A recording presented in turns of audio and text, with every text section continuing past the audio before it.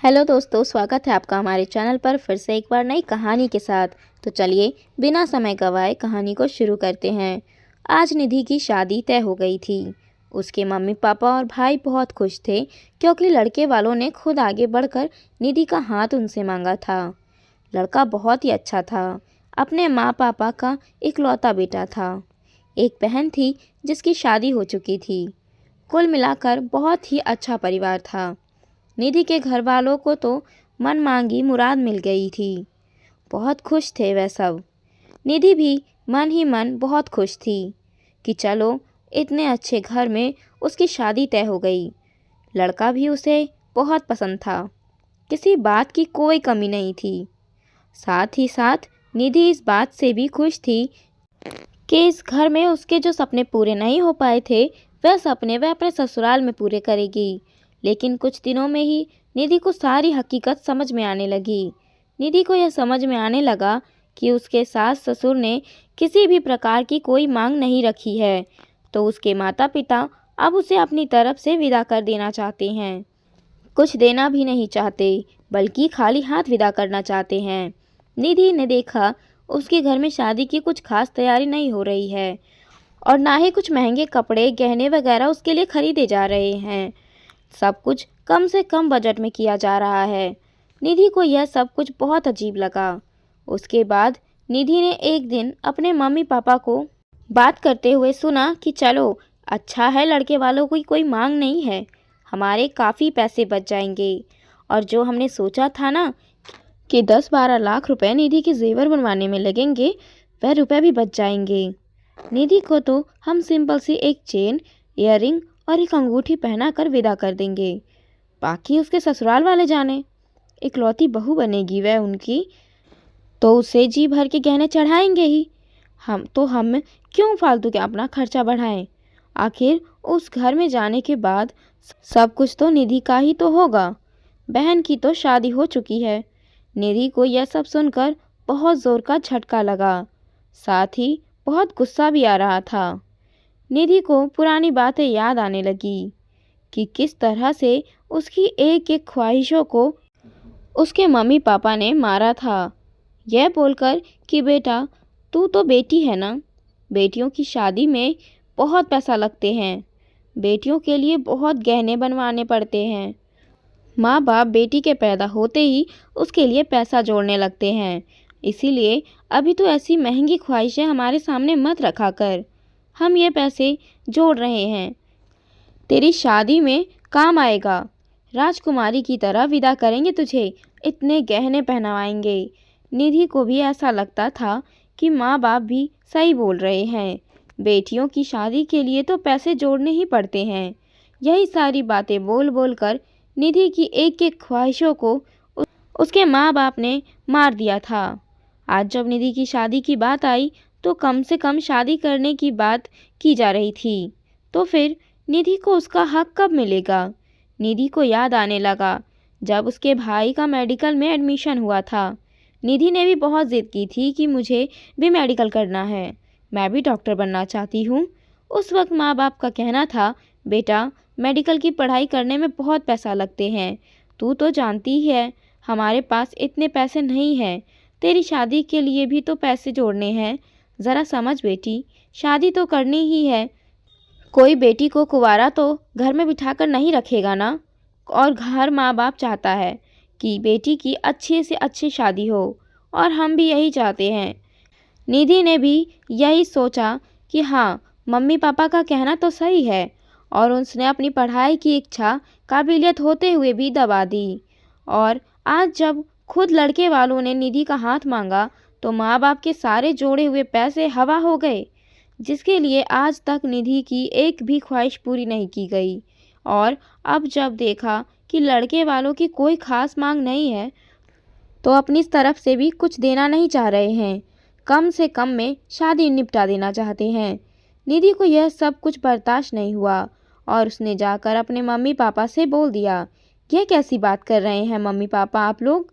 जब भी मैंने आप लोगों के सामने अपनी कोई ख्वाहिश रखी तो आप लोगों का कहना था कि बेटियों की शादी में बहुत पैसे लगते हैं और हम तुम्हारी शादी के लिए पैसे जोड़ रहे हैं ताकि तुम्हारे अच्छे से इस घर में शादी कर हो जाए। और आज आप लोग यह बातें कर रहे हैं कि कम से कम में खर्चे में मुझे इस घर से विदा किया जाए, यहाँ तक कि मुझे गहने भी ना दिया जाए। फिर क्या किया है आज तक आप लोगों ने मेरे लिए? निधि के मम्मी पापा को निधि के इस तरह की बातों की कोई उम्मीद नहीं थी। निधि की माँ ने गुस्सा करते हुए कहा, कैसी बेटी है तू? अपने मुंह से अपने लिए दहेज की मांग कर रही है। शर्म नहीं आती तुझे ऐसी बातें करते हुए? भला कोई लड़की खुद अपने लिए दहेज की मांग करती है क्या? तब तक निधि के पापा ने बोला, बेटा दहेज तो हमारे समाज में एक कुप्रथा है, हमें इसे कभी बढ़ावा नहीं देना चाहिए। और तू दहेज की मांग खुद कर रही है?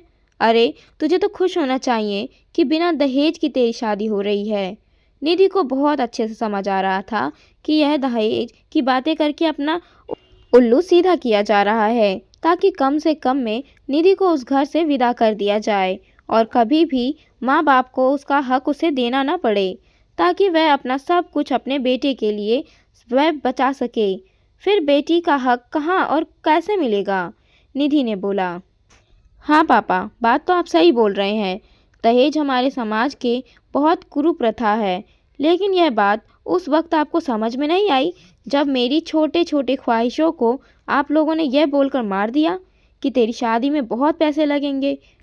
लड़कियों की शादी में तो बहुत पैसे ही लगते हैं, इसीलिए हम यह पैसे जुटा रहे हैं। क्या कभी मेरी कोई इच्छा पूरी की है? मैं भी चाहती थी कि मैं अपनी बाकी सहेलियों की तरह स्कूटी से कॉलेज जाऊं, लेकिन आप लोगों ने मुझे कभी स्कूटी खरीद कर नहीं दी, यह बोलकर कि मेरी शादी के लिए पैसे जोड़ रहे हैं। मैं भी चाहती थी कि मैं भी एक डॉक्टर बनूं, लेकिन आप लोगों ने उसके लिए भी मना कर दिया, शादी का बहाना बनाकर। मेरी सारी सहेलियां सोने के चेन पहनकर कॉलेज जाती थी। मैंने भी एक बार आप लोगों से चेन की मांग की थी, लेकिन आप लोगों ने उसके लिए भी साफ साफ मना कर दिया कि हम मध्य वर्गीय लोग हैं, कहाँ से करेंगे, हमें तो बेटी की शादी के लिए पैसे जोड़ने पड़ते हैं। और अब जब मेरी शादी आ गई तो कहाँ गए आपके वह सारे जोड़े हुए पैसे? वह तो मेरे हक के पैसे हैं ना, क्योंकि पूरी ज़िंदगी मैंने समझौते किए हैं अपनी हर ख्वाहिशों से, सिर्फ शादी के नाम पर। लेकिन हाँ पापा, चाहिए, कोई बात नहीं। दहेज तो एक कुप्रथा ही है, मैं मानती हूँ, लेकिन मुझे मेरा इस घर और इस घर की संपत्ति में बराबर का हिस्सा चाहिए। मुझे कोई दहेज नहीं चाहिए। पहले ही आप लोगों ने मेरे साथ काफ़ी नाइंसाफ़ी कर ली, अब मैं अपने साथ और नाइंसाफ़ी नहीं होने दूंगी। मुझे आपकी प्रॉपर्टी और पैसों में से 50% का हिस्सा चाहिए, और वह मैं किसी भी कीमत पर लेकर रहूंगी, क्योंकि मैं भी इसी घर की औलाद हूँ और मेरा हक बनता है इस घर पर। निधि की माँ ने ज़ोर से बोला, पागल हो गई है क्या? बेटी होकर हक और हिस्से की बातें करती है। बेटियों को उनका हक उनके ससुराल में मिलता है, ना कि मायके में।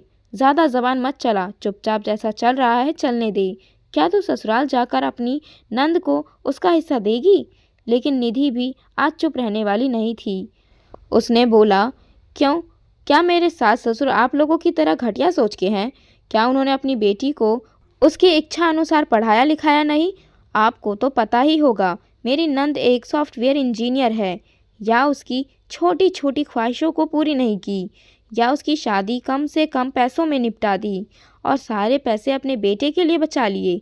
जी नहीं, उसे उसका पूरा हक देकर विदा किया गया है, क्योंकि आप लोग जैसी घटिया सोच किसी की नहीं होती। और ये दहेज नहीं, मेरा हक है। क्या आप जो मुझे जेवर देंगे एक संपत्ति नहीं होगी जो आड़े वक्त में मेरे काम आएगी? लेकिन आप तो उससे भी अपना हाथ पीछे खींच रहे हैं, और कोई ख़ास मांग तो नहीं की मेरे ससुराल वालों ने कि यह देखकर कुछ भी हल्के फुल्के जेवर देकर मुझे विदा कर देंगे। और उसमें भी आप लोगों की चालाकी। क्या मेरा इस घर पर कोई हक नहीं? ज़िंदगी भर तो आप लोगों ने यही बात बनाई है और मेरे सारे हक का गला घोट दिया। निधि के पापा ने बोला, यह सब बकवास बातें बंद कर। जब तेरे ससुराल वालों की कोई मांग ही नहीं है तो मैं फालतू में अपने पैसे खर्च करने वाला नहीं हूँ। तुझे जो बोलना है बोल। निधि ने बोला, ठीक है, तो मुझे शादी ही नहीं करनी। मैं मेरा हक तो लेकर रहूँगी। या तो आप मुझे मेरे हक के जेवर दे दो, जो कि मैं खुद जाकर अपनी पसंद से लूँगी, या तो मैं इस शादी के लिए तैयार नहीं हूँ और मैं उस घर में शादी करूँगी जहाँ पूरा दहेज मांगा जाएगा। आप लोगों की चालाकी मैं नहीं चलने दूँगी। जब मैं भी इसी घर की औलाद हूँ और मेरा हक बनता है।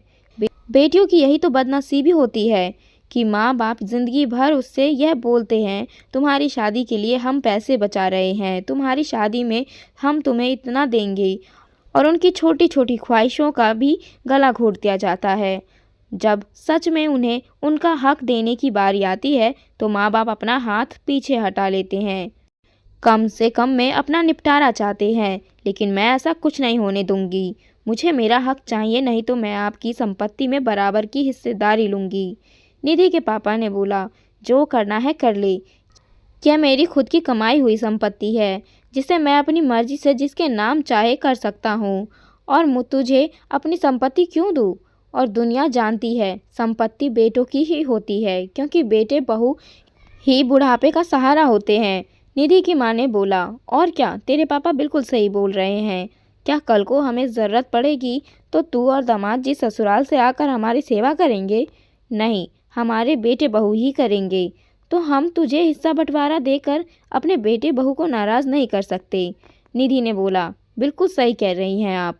मैं मेरे ससुराल से आकर आप लोगों की सेवा नहीं कर सकती, और ना ही मुझे कोई हिस्सा बंटवारा चाहिए, क्योंकि यह गलत होगा। कोई भी बेटी अपना ससुराल या मायका कोई एक जगह ही संभाल सकती है, लेकिन हाँ, जो मेरा हक है वह तो मुझे मिलना चाहिए। आप लोगों को तो मनचाहा रिश्ता मिल गया, जहां आप लोगों को कम से कम में पैसे लग रहे हैं, लेकिन मुझे क्या मिला? आज तक आप लोगों ने यही बोला था ना कि तुम्हारी शादी के लिए पैसे जोड़ रहे हैं, तो कहाँ गए वह पैसे जो मेरी एक एक ख्वाहिश को गला घोट कर जमा किए गए हैं? या तो आप लोग मेरे लिए मेरे मन मुताबिक जेवर बनवाइए, या तो मैं शादी के लिए मना कर रही हूँ। और ऐसा तो नहीं है कि मैं शादी नहीं करूँगी, शादी तो मैं ज़रूर करूँगी, लेकिन यह ज़रूरी नहीं है कि अगली बार जब मेरी शादी तय होगी तो उन लोगों की भी कोई डिमांड नहीं होगी। हो सकता है उनकी इससे ज़्यादा ही डिमांड हो, फिर आप क्या करोगे? मैं नहीं कहती दहेज अच्छी चीज़ है, लेकिन हाँ, बेटियों को उनका हक ज़रूर देना चाहिए। हिस्सा बंटवारा की कोई बात नहीं होती, घर संपत्ति तो बेटे की ही रहते हैं। मैं भी मेरे ससुराल में मेरे सास ससुर के घर संपत्ति रहूंगी। बेटियों के मायके से क्या मिलता है? बस कुछ जेवर, जो उनकी एक बहुत बड़ी चल संपत्ति होती है और आड़े वक्त में वह काम आती है। यह बेटियों का हक होता है, स्त्री धन होता है। मुझे मेरा हक चाहिए, यह बात आप अच्छे से समझ लीजिए। निधि अपनी बात कहकर अपने कमरे में चली गई, और निधि के मम्मी पापा एक दूसरे का मुंह देख रहे थे। उन्हें अपनी बेटी से इस बात के जवाब की बिल्कुल भी उम्मीद नहीं थी।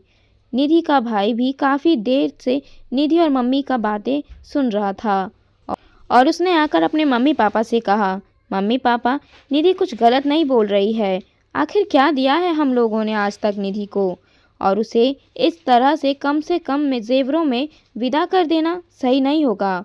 मुझे पता है वह कभी भी यहाँ ज़मीन जायदाद का हिस्सा करवाने नहीं आएगी, लेकिन अगर आज आप लोगों ने थोड़े से पैसे बचाने के लिए यह गलती की, तो आप लोगों के बाद भाई बहन का रिश्ता हमेशा के लिए ख़त्म ज़रूर हो जाएगा, क्योंकि कहीं ना कहीं निधि के मन में मेरे लिए एक गांठ पड़ जाएगी। मैंने उसका हक मारा है, और यह भाई बहन का एक पवित्र रिश्ता नाम मात्र बच जाएगा। आप लोगों के बाद हम दोनों भाई बहन ही तो एक दूसरे के साथ देंगे। ज़रूरत पड़ने पर तो रिश्तों को तोड़ने से अच्छा है रिश्तों को जोड़ कर रखा जाए। निधि कुछ भी गलत नहीं कह रही है, वह भी आपकी औलाद है, उसका भी आपकी संपत्ति पर हक बनता है। निधि के मम्मी पापा को समझ में आ गया था कि वह कितनी बड़ी गलती करने जा रहे थे। जब उन्हें ऐसा रिश्ता मिल गया था जहां कोई मांग नहीं थी, तो वह अपने साथ निधि के प्रति उसकी जिम्मेदारियां से भी पीछे खींच रहे थे, क्योंकि उन्होंने इस तरह से सोचा ही नहीं था। उन्हें तो लग रहा था कि निधि उस घर की इकलौती मालकिन बन जाएगी। अच्छा खासा धन दौलत है उसके पास, और लड़का भी अच्छा कमाता खाता है, पर वह इस बात को भूल रहे थे कि ऐसा करके वह निधि के हक को ख़त्म कर रहे हैं। निधि के मम्मी पापा ने निधि को बुलाया और अपनी गलती मानी और बोला, हम तुझे तेरा पूरा हक देंगे। यह हमारी गलती थी कि हमने ऐसा सोचा। तो कल हमारे साथ चलना और अपनी पसंद के सुंदर सुंदर और भारी भारी जेवर खरीदना, और जो भी साड़ी कपड़े तुझे पसंद आए सब खरीदना। और साथ ही साथ हम तेरे अकाउंट में कुछ कैश भी डाल देंगे जो हमने तेरी शादी के लिए जोड़ रखे थे, जिन पर तेरा हक है, क्योंकि तेरे ससुराल वालों की कोई मांग नहीं है। इसीलिए वह पैसे हम तुम्हारे अकाउंट में डाल देंगे ताकि तू खुद को सिक्योर फील कर सके। हम नहीं चाहते हमारे बाद तुम दोनों भाई बहनों का रिश्ता खराब हो। और हाँ, गलती हमारी थी। जो तुमने कल बात कही बिल्कुल सही कही। तुम भी हमारी औलाद हो और तुम्हारा भी हक बनता है। यह बिल्कुल बड़ी सच्चाई है कि लड़की के पास माँ बाप के दिए जेवर ही रहते हैं जो आड़े वक्त पर काम आते हैं, और कुछ माँ बाप उन्हें देने में भी कन्नी काटते हैं। और यही गलती हम भी करने जा रहे थे, पर हम अपनी सारी गलती को सुधार लेंगे। यह कहकर निधि के मम्मी पापा ने निधि को गले लगा लिया। निधि भी अब अपने आने वाले जीवन को लेकर खुश थी। कहानी का अगला भाग जानने के लिए कमेंट करें और फॉलो करें।